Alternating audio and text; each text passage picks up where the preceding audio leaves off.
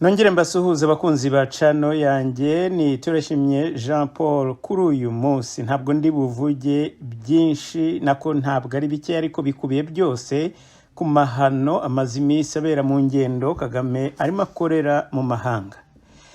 Nariburanyije inshuro nyinshi kugira ngo ndebe niba koko ibi bintu umuntu yabyirengagiza akabireka yenda tukavuga ati ni ibintu bimaze igihe kinini cyane. Si ubwa mbere tubonye Kagame ajya mu ntara, si ubwa mbere Kagame twumvise ajya kujya gupozinga abeshya ko agiye gukemura ibibazo ariko atari cyo cyamujyanye, afite ibindi ahishe inyuma, cyangwa se ibintu nabonye bisa na therapy naho n'umuntu ushaka therapy ufite ibibazo byinshi ariko akavuga ati reka nshake relevance, reka nongere niheshe agaciro. Njye niko nabibonye kandi bikanagaragarira mu bintu byavugiwe hariya cyangwa se n'ibyahabereye.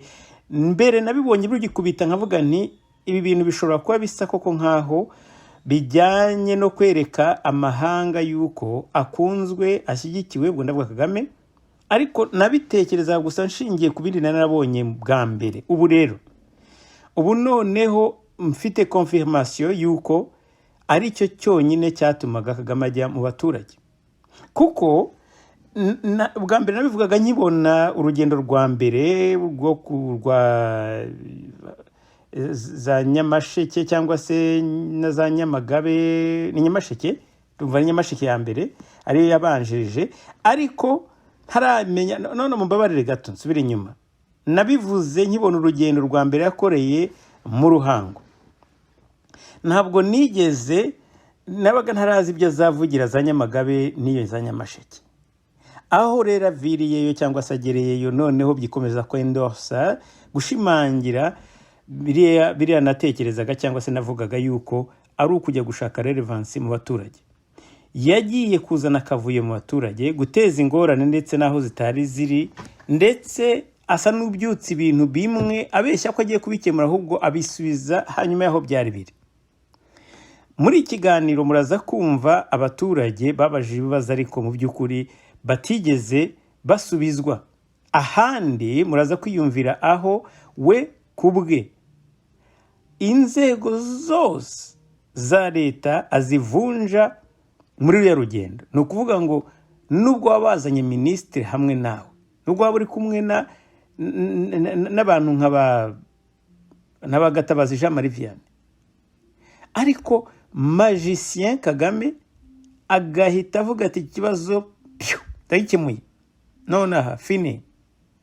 Munakubwira ati imyaka 3 nta nzego ntagezemo, polisi, ubutabera, inkiko zaravuze ziraruhanjya no muri presidence aho uvuga bazagushaka.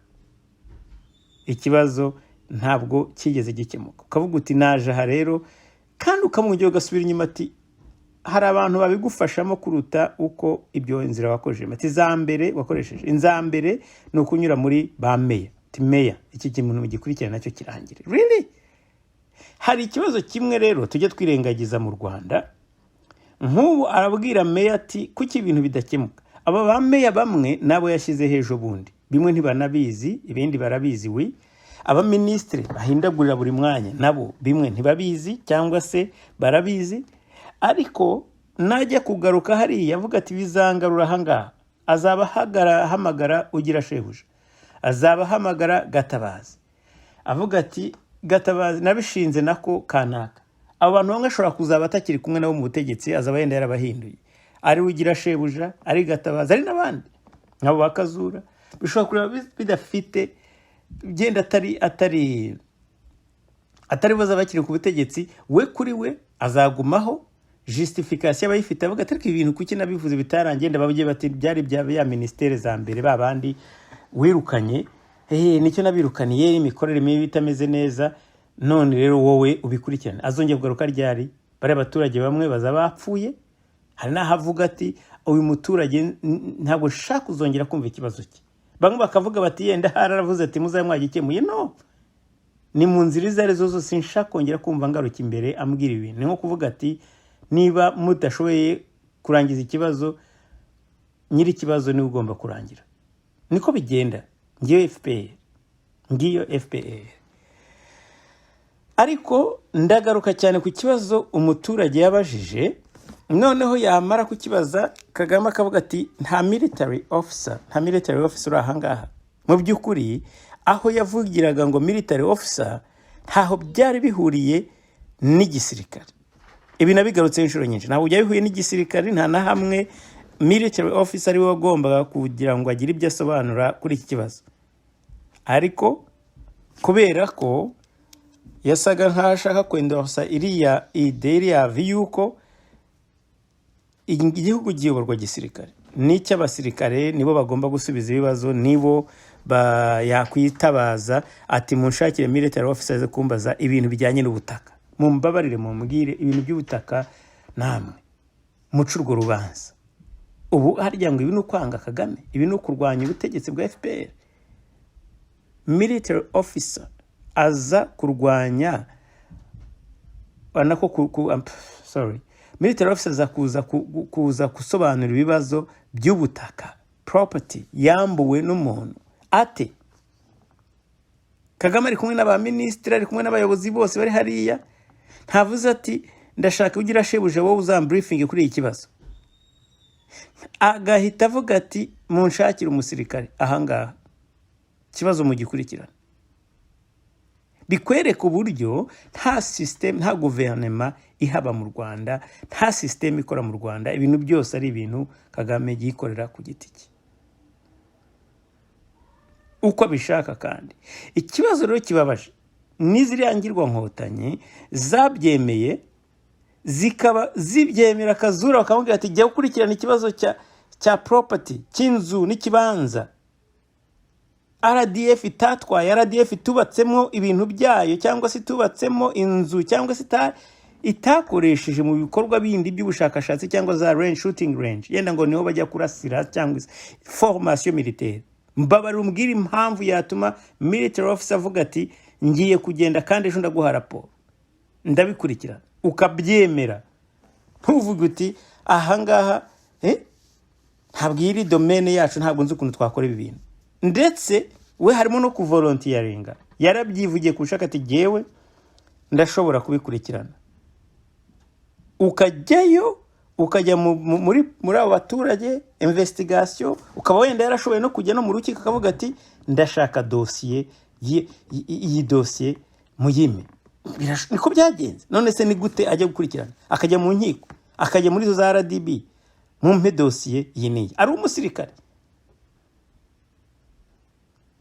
Icyo ni kimwe. Icya kabiri, naho yagiye nabo ntibashobora kubimwima, bamubwira ati no, ntabwo tukuzi, iyi dossier tuyiguha nkande, keretse niba ari public record.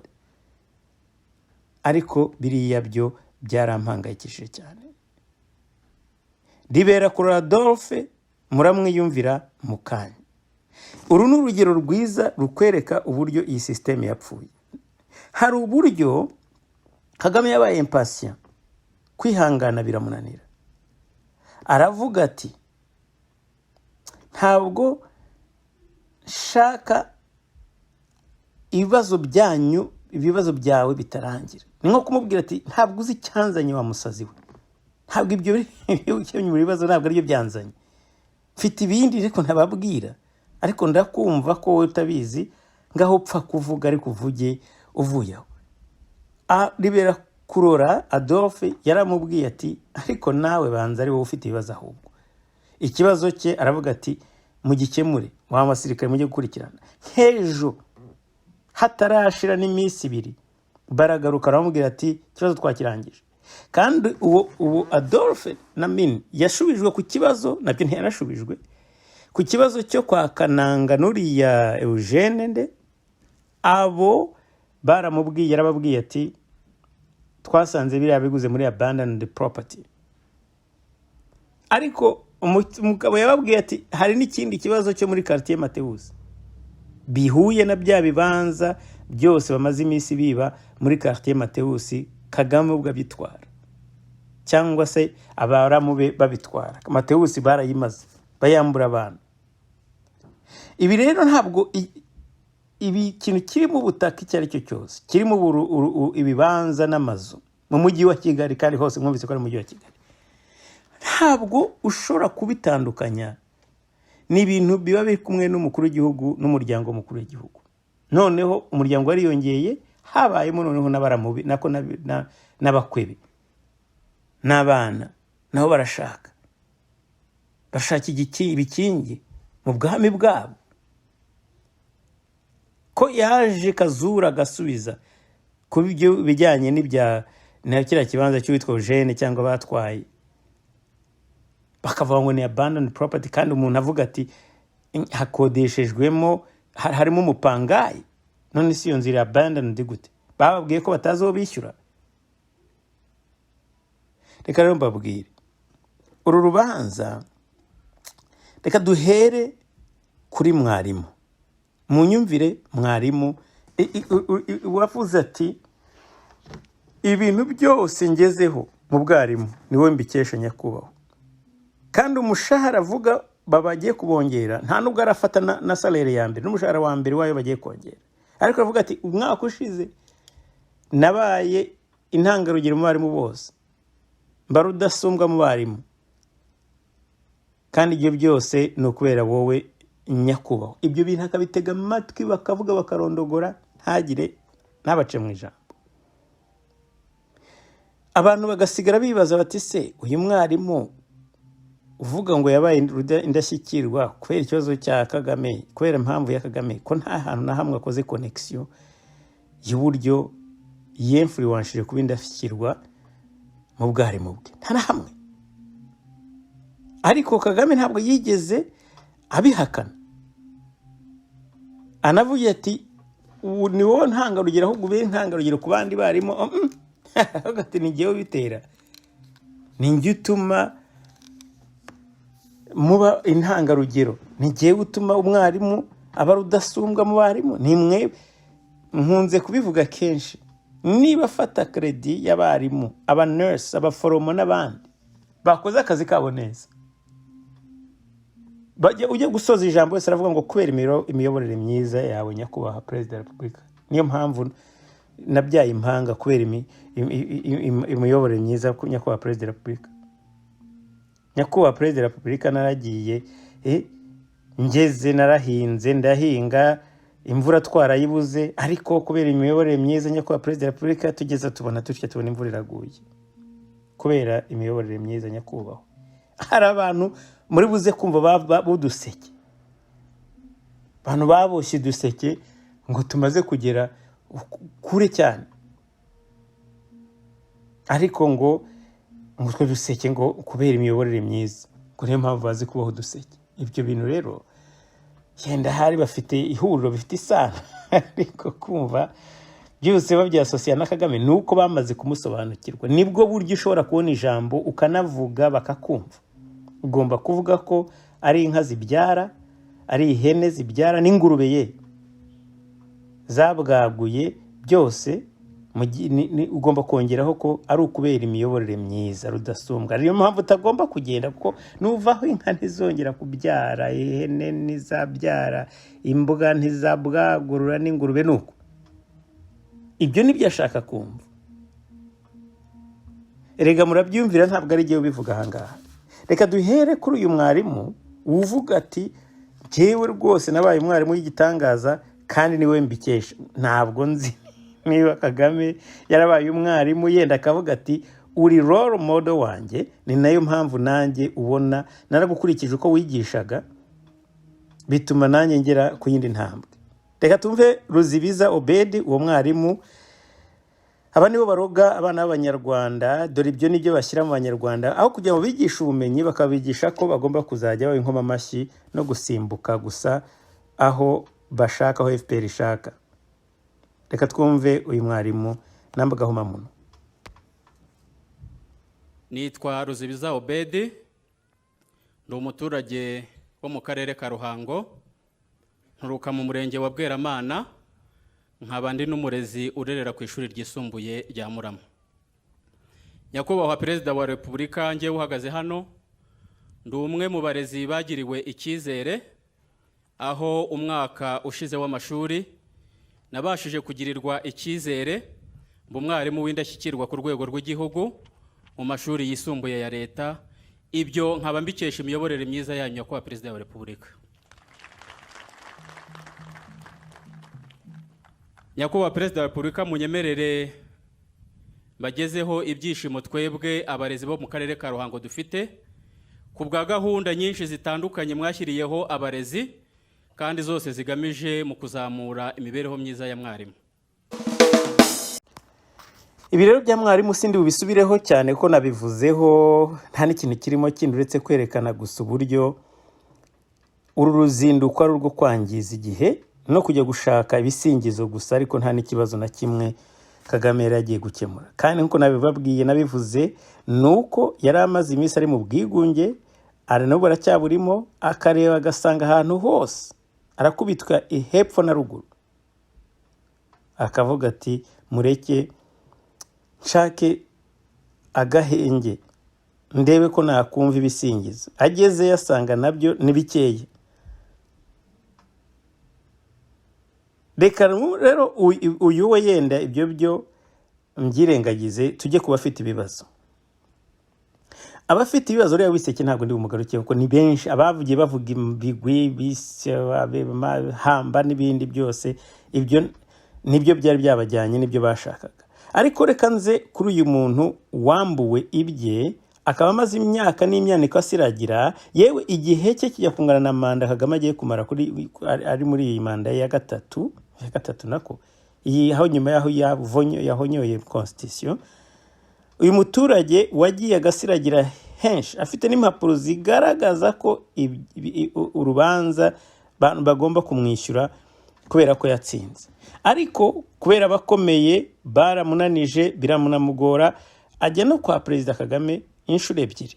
Kagame rero kubera ko atarazi ikigiye kuvugwa, aramubwira ati nyakubahwa nako naraje nza kuri president. None mbere yuko bivuga aravuga ati narasiragiye ntaho ntageze. Aramubwira ati nuramuka bakomeje kukunaniza uzanyohereze message kuri telefone text, mbabarira umbwira ukuntu uyu muturage azabona nimero ya Kagame. Kagame asome message y'umuturage, Kagame asome message y'umuturage. Niba adashobora gukemura ibibazo byo constitution constitution y'u Rwanda yaciye cyangwa se igahagarara, ubwo ndashaka kuvuga hari umuntu twaganiraga arambwira ati ese ko Kagame numva ibibazo byose ashobora kubikemura, arashaka kuvuga ko ibibazo nk'ibintu byo kwa ba Mirimo n'abandi atigeze abimenya. Noneho ni ukuvuga ngo niba upfa ari utamenye ari uwo atamenye ibibazo bye, ni ukuvuga ngo ibya Mirimo ntabwo ntiyigeze abyumva. Numvise ari ikintu kiri deep, ikintu kiri kigaragaza nubwo mbizi ko abizi, ariko noneho ushaka no kuexpose buriya buryarya bwe. Uru urugero rwiza cyane, constitution iravuga ati nako urukiko rw'ikirenga rushingiye ku itegeko nshinga, rushingiye ku mategeko y'igihugu, ruravuga ati no, amategeko yose yarasuzumwe, Mirimo aratsinze, Madame Mirimo aratsinze. Ariko kubera ko ari ubutaka baraje baratwara nk'ibintu bimaze iminsi bivuga kwa Paskovia, ni Paskovia ni Scovia ya mu Rusiya kazi. Urumva uvuga ukora ikiganiro ku Karubanda ati umuntu Kagame yakemuye ikibazo arangije abandi bantu barabitwara. Ati ninde urusha Kagame imbaraga? Niwe wenyine. Ni ukuvuga ngo bira no kwihisha inyuma ngo ndagikemuye, ariko yarangiza agacinywa akabwira abantu ati mufate kiriya kibanza mutware. Ninde se wakora ibyo Kagame yamaze gukemura koko akabivuguruza? Ninde mu Rwanda? Nta n'umwe. Bira byose rero yagiye gukora ya nisho, ni ukwigaragaza, ni ugushaka kugira ngo abeshye ngo yakemuye ibibazo, cyangwa se ngo niwe barebera abandi bose barananiwe, adahari mwese mwashira. Hari ikibazo byose arabyirengagiza, niwe ubyica. Ibyo atirengagije niwe ubiri inyuma. Umuturage ati anakubwira umuturage ati uzanyandikire. Umuturage aramubwira ati naraje kabiri inshuro ebyiri. Umva ati naho muri presidence niba byaragenze ko ndaza kuhareba. Bintu byo kuzana urwenya mu bintu bya guverinoma n'akababara abaturage bafite birababaje cyane. kuzana burage hariya abantu hari naho yageze akajya baseka abantu baravuga ibibazo urambwira ko bamaze imyaka 5 basiragira 10 n'ingahe bambuwe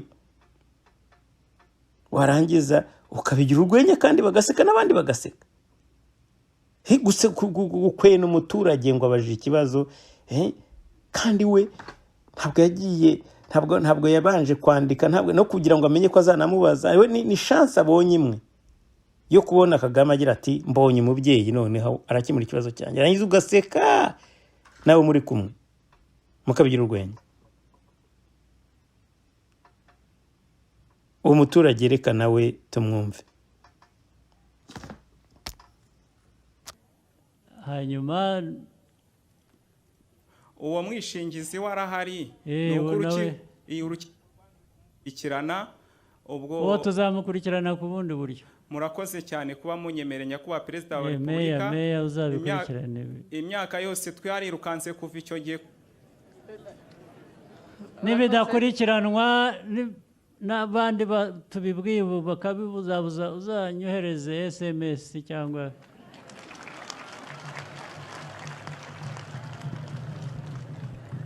uzashaka ukongeraho mbwire nzabigukemurira.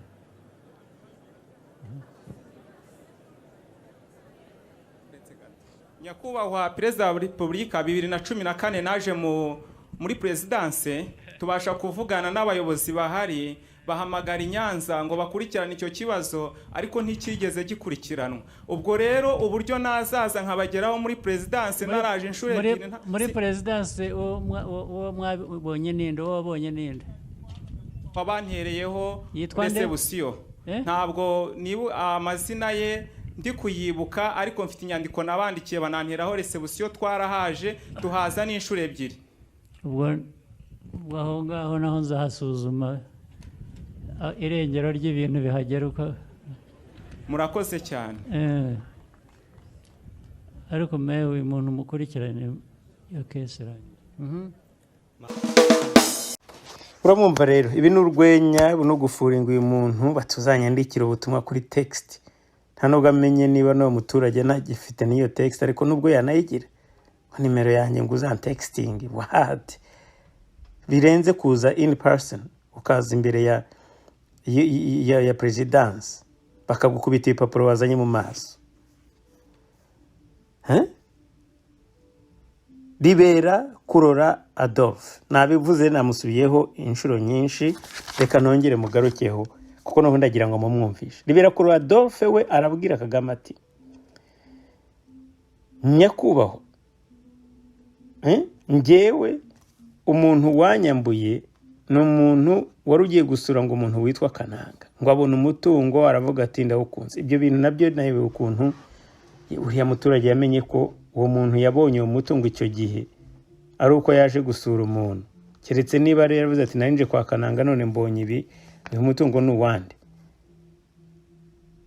Muraza kumva aho bavuga ko uyu mutungo ari abandoned property ari umutungo watawe bese utagira ba nyirawo.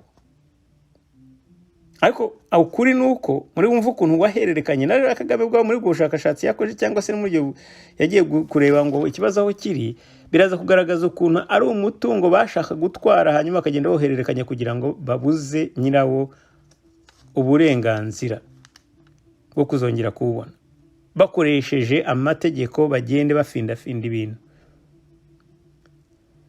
Adolphe aravuga ati reka ne kuvuga byinshi kuri Adolphe ko muraza kumwiyumvira ngaruke gusa kubyo amanyanga arimo hariya. Iyo ubajije ikibazo Kagame neza akavuga ati ahubwo nawe banzura umunyabibazo ubu koko abagukemurira ibibazo babyumvise kuri televiziyo nationale isi yose natwe bantu bari muri Amerika tukabyumva. Uwo muntu ninde uzajya kumufasha akazamukimurira ikibazo Kagame yamwise ko ari we ahubwo munyabibazo? Ninde uzajya kumufasha ikibazo? Ariko urebe urwo rwenya urebe iyo ubwo bwirasi buri hariya muri buriya butegetsi kandi yabivuga n'abandi nabo gakoma amashyi ngo boss avuze ibibazo aravuga ati n'abantu babiri banyambuye n'undi nawe wakwambuye ati bwira uriya nawe agenda bikurebere ati ariko nawe banza ari wowe ahubwo ari uri umunyabibazo nawe. Are you kidding me? Uru rugendo rwa Kagame ruteye ikibazo cyane gikomeye, ariko nkagaya Kagame wenda nshobora kuvuga ntitwaramubonye, nkagaya abantu nk'abo bakazura wabonaga areba nawe areba neza nk'igisambo. Umugabo Kazura wari ufite confidence, umugabo abantu benshi bavuga ko ari umusirikare uri cool, ubasigaye areba nk'igihungetwe nk'igihamuke, arareba ukabona nawe aravuga ati no ibi bintu ndimo kandi Kazura arasobanukiwe, arabizi ko biriya ntabwo yagombye kubyinjiramo na buke, ariko azuba abwira azi boss waramuzi neza uwo ari we. Libera Kororera Adolphe ikibazo cye ntikizakemuka, ahubwo no gusengera ubuzima bwe ashinganishwe. Izina rye turarifite, ntabwo ari ukuvuga ko ibyo Kagame yabitinya, ariko nibura bizamenyekane icyo ashobora kuzazira, icyo ashobora kuzira ko ari ikibazo cy'ingutu yabaje Kagame kandi ake-expose ikinyoma cyabo. Reka ngaruke rero kuri ibi, reka maze tumwumve mbere yuko njya kugaruka ku bindi. Kugira ngo nkivuge ni ibibazo bibiri, amagambo make. Abandi bategereje, ntabwo dusubiza ikibazo kimwe gusa. Ikibazo cyawe ni ikihe? Nyakubahwa Perezida wa Repubulika, mwavuze ko tuba mu gihugu kigendera ku mategeko. Gera ku kibazo cyawe, va mu magambo, gera ku kibazo cyawe. Ikibazo mfite, hari umuntu hano mu Rwanda ukomeye cyane witwa Mutangana Eugene, ukora muri RDB, yanyuze ku mutungo w'iwacu uri i Kanombe, arangije wa mutungo wanditse kuri mama, arangije yagiye gusura Lieutenant Kano Kananga, arangije avuga ko uwo mutungo agiye kuwutwara. Lieutenant Kano Ritari Kananga amubwira yuko uwo mutungo ufite ba nyirawo, hari umwana w'umusore unawukurikirana. Uvuga ibintu rega Nyakubahwa Perezida wa Repubulika, banza wumve bikangufashe kugira ngo twihute tuve mu ntozo. Hari umutungo ni uwande? Ni uwa mama. Okay. Uwo washatse kuwutwara ninde? Mutangana Eugene. Yaturutse we mupfana iki cyangwa apfana iki? Mutangana Eugene mupfana iki? Kirahari ntigihari? Nyakubahwa Perezida wa Repubulika, abayobozi bambwira ko ngo ari umuvandimwe wawe. Ariko ibyo ntabwo ari byo nakubajije. Nakubajije ngo mupfana iki? Nta gihari. Kuki atari byo wavuze? Ko ari byo nakubazaga. Mumbabarire Nyakubahwa Perezida wa Repubulika. Icya kabiri, yaba tugira icyo dupfana, yaba agira icyo apfana n'undi wese, yaraje gusasa abona umutungo aho atenda ujyanye. Yitwikiriye inzego za leta, ajya muri amburera y'inzego za leta, nyuma muri komite y'akarere ka Kicukiro. Kuki uwo mutungo kuki awushakaho iki? Harimo iki ashaka gutwara muri uwo mutungo? Nicyo natwe twabajije minijiste. Ubu hari abantu bagenda mu muhanda akabona gusa inzu irahagaze akavuga ati ndayijyanye. Niho nshaka kugera, hagomba kuba hari ibintu udasobanura neza. Yaraje gusa agera ahantu hari umutungo ati ndawujyanye. Nyakubahwa Perezida wa Repubulika, niko byagenze, kuko ubundi iyo mitungo niyo igiye kubarurwa habaho raporo y'umudugudu, akagari n'iy'umurenge, bigashyikirizwa akarere. Izo raporo ntazabayeho.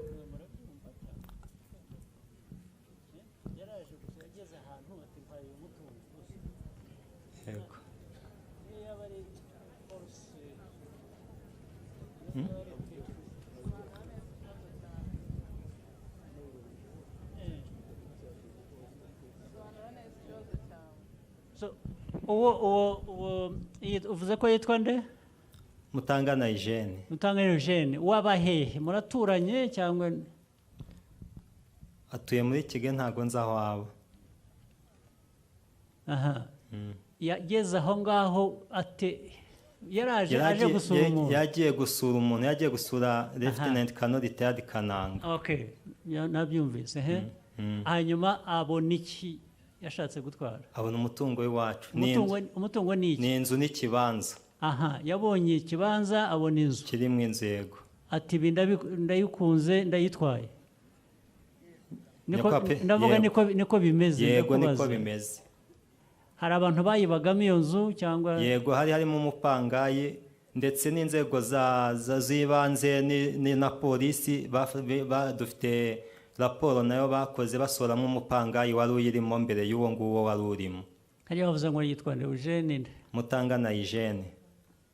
Nzajya kubariza amenye icyo dupfana. Ntabwo muzi icyo dupfana. Abo muri RDB bavuze akora muri RDB? Yego, niko abayobozi bambwira. Dede wa Kicukiro nibo bimbwira, wabimbwiye ndetse na military officer uri hano ariko cyangwa wabikurikirana inde? Yes, uwo Lieutenant Kananga uramuzi? Avande ndamuzi. Nabikurikirana afande. Yes, mubikurikirane. Genda hariya. Nifite ikibazo cya kabiri. Rega ntabwo dutahira wowe gusa, vuga ibyo uvuga urangiza. Niba nakubwiye ngo wihutisha ibyo uvuga ni ibiki? Ikibazo cya kabiri ni iki? Icya kabiri, nyakubahwa Perezida wa Repubulika, hashize imyaka 30 dufite umutungo muri quartier commercial Kigali, data ahuriyeho n'abavandimwe 4. N'undi wakwambuye nawe? Yego. Okay, genda byose ubimubwire babikurikirane byose. Ari ibyo bakoze nyakubahwa Perezida wa Repubulika. Kwanza nawe ufite ibibazo.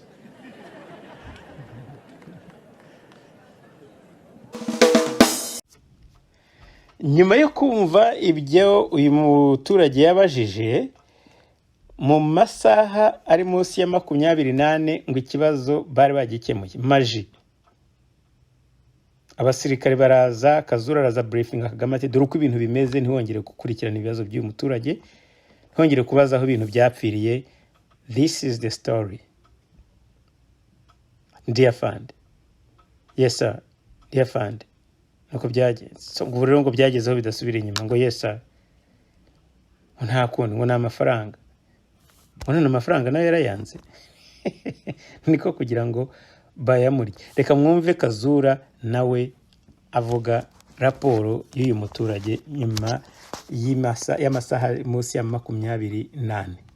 Perezida wa Repubulika Paul Kagame kandi yakuye urujijo ku kibazo cy'umuturage wavugaga ko yambuwe umutungo we nawe yita abakomeye. Umukuru w'igihugu ashimangira ko uwo muturage akwiye kubahiriza iby'amategeko ateganya nta yandi mananiza, kuko waguze uwo mutungo yawuguze mu buryo bwubahirije. Bamugurishije inzu n'ikibanza bita abandoned property. Abandoned, ibyo ni bifite ba nyirabyo bari aho ngaho. Yes, bikayoborwa na komite yashyizweho. Iyo komite rero biha akarere karabigurisha nkuko we Mutangana bigura nkuko akwiye kubigura, nkuko nabandi baguze ibindi cyangwa basanzwe babigura. Ndiye afana. Arangije ahubwo nawe arabigurisha. Abigurisha undi muntu. Uriya musore rero baramubwira ati mu mategeko iyo bigenze bityo wowe baguha amafaranga iyo basanze koko icyo kibanza n'iyo nzu byari byawe. So umusore rero yanga kwakira ayo mafaranga, ariko icyo gihe uriya warega. Yes. Minisitiri w'Ubutabera akaba n'intumwa nkuru ya leta Dr. Urashebuja Emmanuel nawe yashimangiye icyo amategeko ateganya. Yes, Your Excellency, itegeko riri clear yo kubona amafaranga ni nayo yasabaga, ariko no kugeza ejo bundi kuri 23 z'ukwa 8 twandikiye avoka we kuva muri ministry. Yasabaga se hanyuma kayanga ate kandi? We yashaka ko bamusubiza property kandi bitemewe n'amategeko. Wari uvuze ngo niyo yasabaga kandi? Oya, yasabaga ko bamusubiza property instead of the money. Adashaka amafaranga. Yes. Ariko ibyo byarahise. Byarahise byo ntabwo byasubizwa inyuma. Ntabwo byasubizwa inyuma. Amafaranga yo n'ubu ntarayemera kuyabona. N'ubu ntabwo aremera kuyabona fande. ariko byo kuki cyaba ikibazo kikaguma kiri aho kivunanye, kuki kitarangira ko biri kiriyasi. Aho ni naho Perezida Paul Kagame yahereye maze ashimangira ko amategeko agomba kubahirizwa. Nagize ngo wenda bamwimye property ye ayifitiye uburenganzira cyangwa bamwimye amafaranga nyine yanyuze muri ubwo buryo, naho we no gushaka kubikora uko abishaka. Yes sir. Okay. Iyo file be closed nayirangire. Nawe rero mumbwire rero namwe mwamwumvise ari we arugira shebuja baraje bararimanganyije ni ibintu bavuze koko basanze ikibazo bakizi, aravuga ati reka turebe uko tugifabrika. Kagame na mpamvu yavuze ati mubizane mu batekinisiye banjye y'abasirikare baze kunsobanurira nibo dushobora kumvikana bazi uburyo bashobora guhenga ikibingiye. None se ko yavuze ibibazo bibiri mukamubwiye kimwe ibindi byo azabikurahe, ariko se abivana he kandi mwavuze ko ari umunyabibazo? Igihugu cy'u Rwanda kirababaje cyane. Nkuko nabivuze rero giye simbabajwe na Kagame. Kagame turamuzi imyaka 30 irarangiye ari ukunguka ari manganya abantu, niwe muntu wenyine usigaye ku butegetsi mu batangiranye bose muri FPR bose, uhera kuri babizi mungu basendashonga twagira munga bose baragiye. Ntabwo ushobora kubabaza ibipfa n'ibikira by'u Rwanda, bose bagiye bagenda bamaze impaka babihozagara bose bamutabara bavuye mu FPR yaragiye, hasigayemo we wenyine niwe ibipfa byose n'umuntu agomba kwibaza. Iyo rero yibaza ati bipfira hehe, kuki ibintu bihoraho? Banza urebe uhoraho muri mwebwe, uhoranaho n'ibibazo bigenda bibangikanye. Ubangikanye n'ibibazo ni Kagame, abandi baraza bakagenda. Ariko Gatabazi we buri kumwe mu maranyege. Ribuka Gatabazi ari umudepite wa FPR muri za 2 cyangwa se 90 na kangahe. Muramwibuka ko Gatabazi kesi ye ntabwo nyanyi buri gihe ntabwo ry'ibintu nyivuga, ni wa mudepite wigeze kujya South Africa akajya muri mall, atarigeze kujya yenda muri shopping mall zikomeye, atazi neza ko kamera ziba zihari. Bwende baraza yinjira mu iduka, afite umugore w'inshuti yaravuga ati jewe mbonye boge makayise umugore wanjye zakunda, arayatwara. Induru ziravuga, zivuze bajya ba police security iraza iramutangira, yaje gufungurwa attaché militaire muri South Africa na ambassadeur bamaze guhamagara bavuga ati uyu ni umudiplomate afite visa, afite yuko ari umudiplomate wo mu Rwanda, ariko yibye ahangaha muri mall. Kandi yibye iki? Amakariso yashize mu ikoti. Hari uwigeze kuvuga ati Seburiya yarabizi ko bitamubonye cyangwa nuko atarazi ko. None se ni hehe umuntu w'umudepite yabazi ko abantu basohoka batishyuye? Niki cyatumye se abipfurika mu makoti ntagenda bifashe mu ntoki niba yari honete? Bamwicaza igihe runaka bageze aho Kagame aravuga ati bene uyu niwe ngomba gukoresha kuko mufiteho dosiye agomba uyazakora. Ni nko kumusubiza ubumuntu.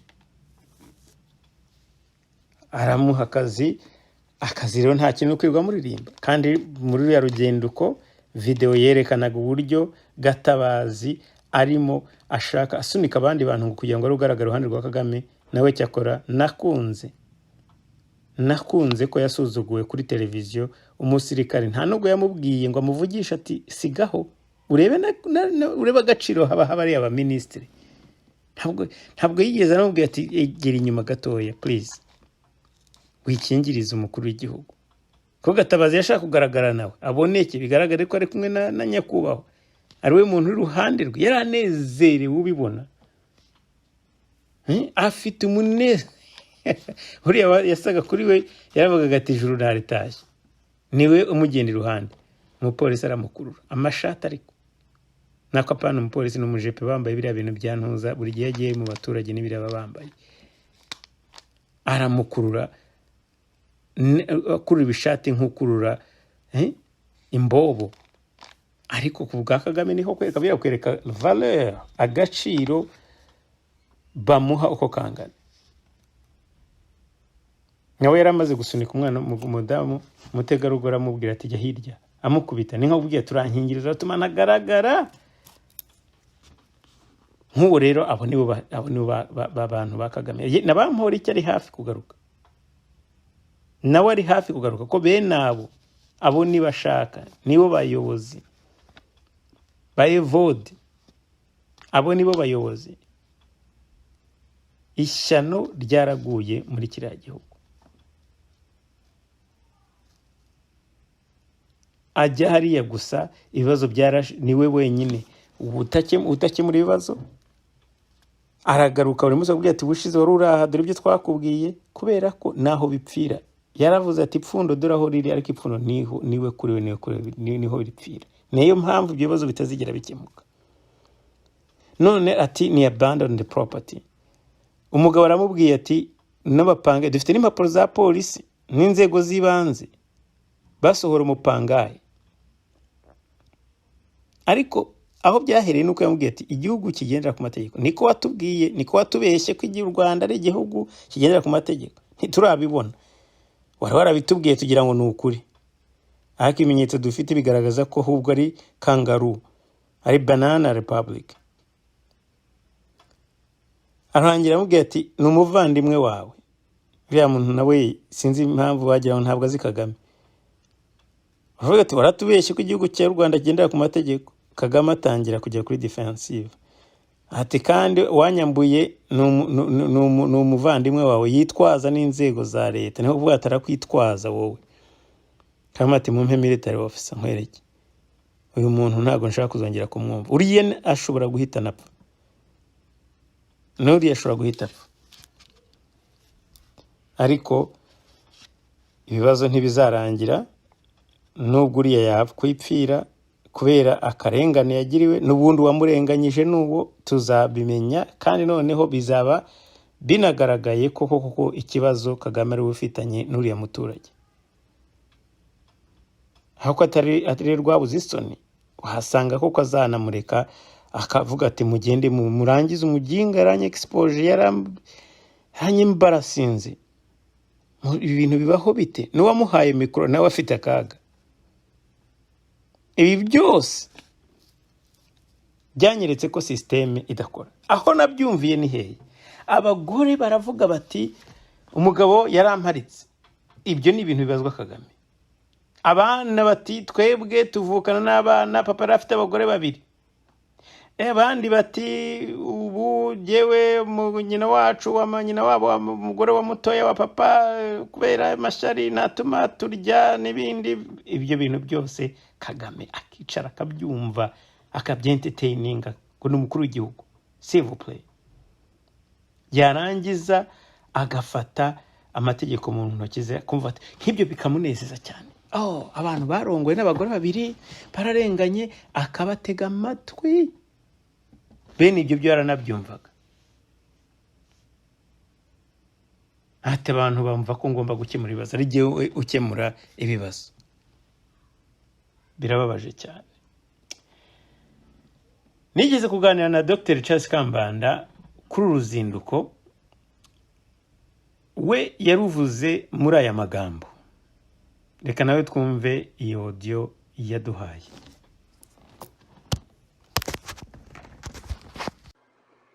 Murakoze cyane kuba mwantumiye.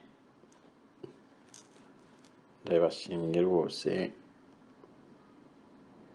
ku kibazo mubajije muti uruzindiko rwa Kagame yakoreye mu baturage umuntu yarusobanura gute. Njyewe uko mbyumva tugombye kubihuza n'ibibazo Kagame afite muri iki gihe n'uburwayi abanyagitugu bahorana. Burya abanyagitugu bo mu rwego rwa Kagame, navuga Nero uriya wo mu Roma w'umusazi, twavuga Hitler nawe w'umusazi, ukavuga Kagame. Abo niyo kategori y'abanyagitugu Kagame arimo. Kugira ngo umuntu abe umunyagitugu kuri iriya level y'aba Kagame, agomba kuba umurwayi wo mu mutwe.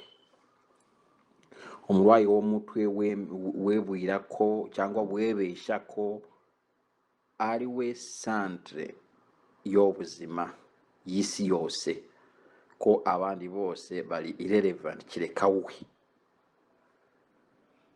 Uko yumvamo iki kintu ukanakishyira imbere, ukanacyemera, ukagihagararaho, ugomba kuba umurwayi. Kandi abanyagitugu bariya ba Kagame ni ikintu batekereza. Umunyagitugu kuri iriya level y'aba Kagame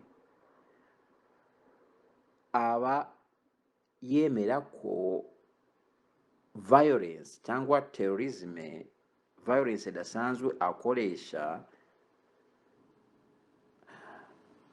nta wundi ushobora kuyimukorera, nta wundi umurusha violence. Ni ukuvuga ko afite monopole ya violence.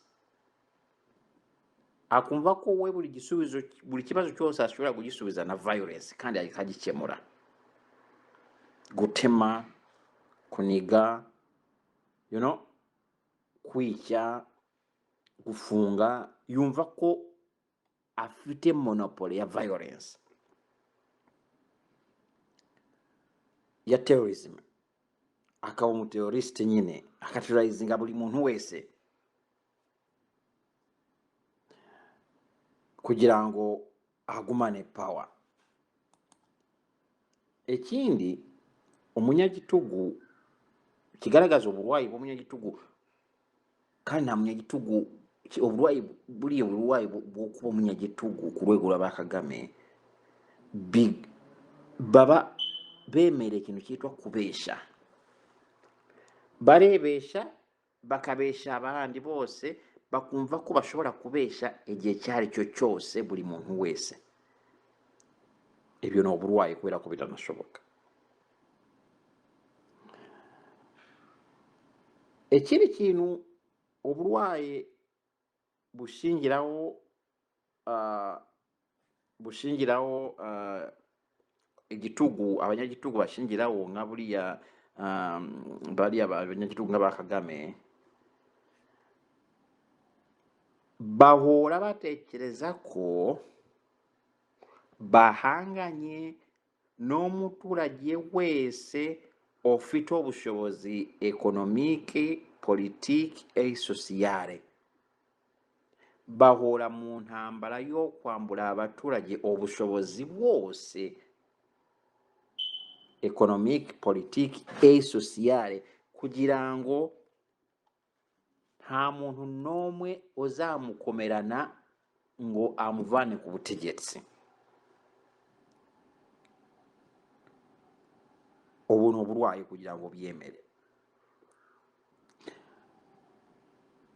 Bafite ubundi burwayi, uburwayi bwabo bwegaragariza mu kindi kintu kiteye isoni. Buriya nta munyagitugu utagira narrative yo ntawe bishingiye, ariko iyi narrative akayitsindagira kandi akoresha iriya violence, biriya bo kubesha, kwambura abantu ubushobozi, akabikoresha noneho gutsindagira narrative ye etuma ahorana ubuyobozi. Iyo narrative Kagame cyangwa abandi abanyagitugu bose bageze kuri level ya Kagame,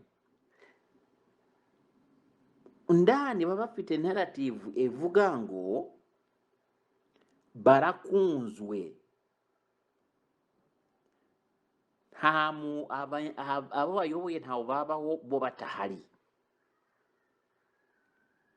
Bashyiraho narrative ko igihugu ntabo cyabaho badahari. Baba bashaka gutsindagira narrative ko kuvaho kwabo byatumye igihugu gihagarara, kandi baba bashaka ko abantu babagaragariza ko babyemera. Sasa ni muri iyo sanse Kagame yakoze uruzinduko. Tugombye kwibuka ko nanone uruzinduko barutangaje umunsi umwe gusa mbere yuko ajya gusura, ariko bari barupanze kera.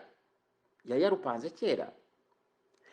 Bakoze biriya bya gikotanyi byo guhamagara abantu kuragira abantu bakabajyana muri izo za meeting za Kagame, babikoze mu ibanga rikomeye. Babinyujije muri ziriya za nzego za FPR mu bantu bitwa ngo nabezerwa, mu bwiru bukomeye, bagategura, ariko abantu muri rusange batabizi. Of course hari impamvu kariya gake kavugwamo umutekano muke. Kagame of course nawe yashakaga ko babitangaza cyane ngo batagirana ibibazo muri kariya karere. Ariko nanone kaga of course harimo n'ikibazo cy'abaturanyi bariya abaniye nabi, nabo arabatinya, aravuga ati wenda nabo bakoresha iyo chance yo kungirira nabi. Mwana bonye no kuntu yambaye bijaketi. So umunyagitugu biriya ibintu byose tuvuze, terrorism, kubesha, kwambura abaturage ubushobozi, gutsindagira narrative ye iriya yo kubesha, mu minsi ye iyo yikanze ko hari ashobora kuba agiye kuvaho, ararushaho kubikora. Twabibonye kuri Bahitira the Volk, ukuntu yafashe duriyo rubyiruko akaruyihambiraho za meeting yakoze mu bihe bya nyuma. Mwabonaga ibintu yavugaga ntaho bitandukaniye n'ibyo Kagame avuga. No mudamu ejo bundi abwira urubyiruko ati muhaguruke mujye kuri social media murwane intambara yacu. Urabyumva ko bashobora kuba bikanga ikintu fulani, ariko ikintu bikanga kitangira cyane kuri pozisiyo y'abazungu. Kagame na madamu we abanyarwanda babakuye na zero, bakubaka ikintu cyabo kikoresha abanyarwanda gusa mu buryo bwo kubona amafaranga. Abantu bezeraga cyangwa bumva ko bafite agaciro ni abazungu, ariko noneho abazungu bakaba aribo bamwe batangiye kumugeuka, batangiye kumubaza ibibazo bikomeye bya bindi n'abanyarwanda bamubaza. Sasa no kuvuga ngo Kagame agombye kurushaho gukoresha ziriya tactics zo mu dictator, violence, kubesha, kubambura ubushobozi, gutsindagira narrative ye. Ibintu biyajyanye hariya niyo byamujyanye cyane ko yabonye n'abakongomani nabo barahagurutse, akavuga ati nanjye noneho bahagurutse, nanjye abanyarwanda barankunda bahagurutse. murebe mwewe muri kunsaba ngo gukemura ibibazo bya politiki e sociale biri mu Rwanda bituma abantu bahunga buri gihe, bituma abantu bafata intwaro,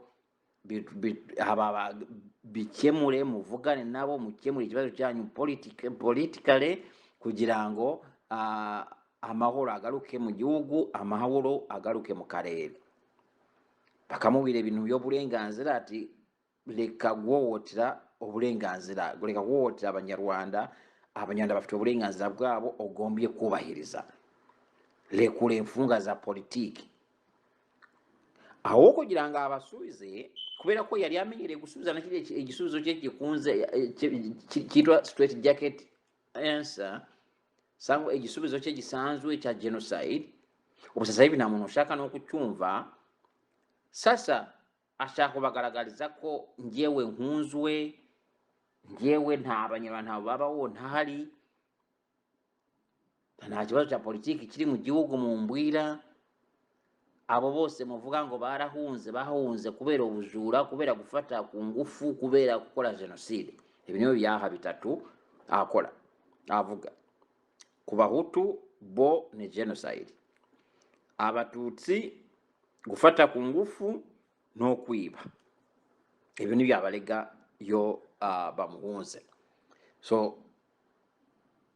njyewe uruzindiko rwe narubonye mu buryo bw'ibibazo bimukomereye, ashaka kweha sa morale, kubera ko arabizi ko amahanga arabizi, azi neza uko abigenza.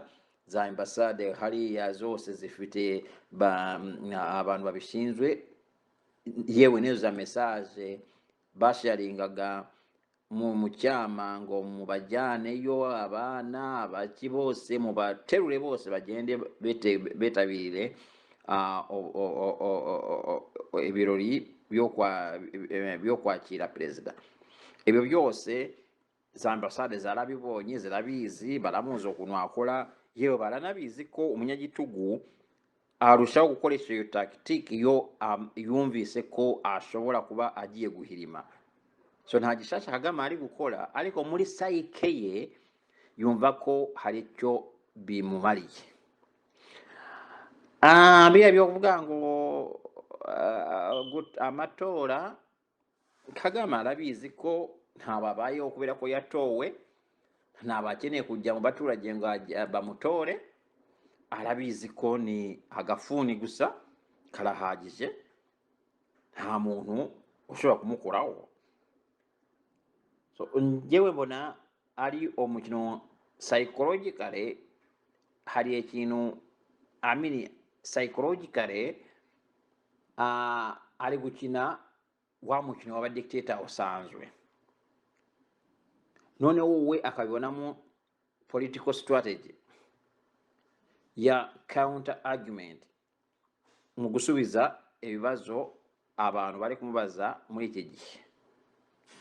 No kwikanga, umunyagitugu wese yo yikanze ko agiye kugenda cyangwa ashobora kuba agiye kugenda, ararushaho gukora biriya bintu, harimo terrorisme, kubesha, kwambura abaturage ubushobozi no gutsindagira iyo narrative ye. Njyewe urugendo rwa Kagame nuko ndubona muri iki gihe arimo nta kundi ari kubigenza, dore ko abaturage barabimubwira twamubonye. Abaturage nabo baratekereza, barebaza ati se uyu muyobozi amaze imyaka ataboneka, atagaragara, habaye iki kugira ngo aze hano iwacu? Ati twamubonye noneho. Tekereza ukuntu abaturage bacyo urubanza, ati noneho twamubonye. Iyo ni statement ikomeye cyane ku baturage. Umuperezida avuga ati noneho yabonetse. So njyewe nuko mbona uruzindiko rwa Kagame. Reka rero nongera nshimira abo twabanye kuri uyu mugoroba, ndetse mbakangurira gukomeza kwiyandikisha kuri channel yacu, channel yanjye, aho muzajya mumenyeshwa amakuru, mubona amakuru ya buri mugoroba cyangwa se buri munsi. mwakoze kubana nanjye rero. Ni Jean Paul Turayishimye, naho ubutaha cyangwa se nahejo.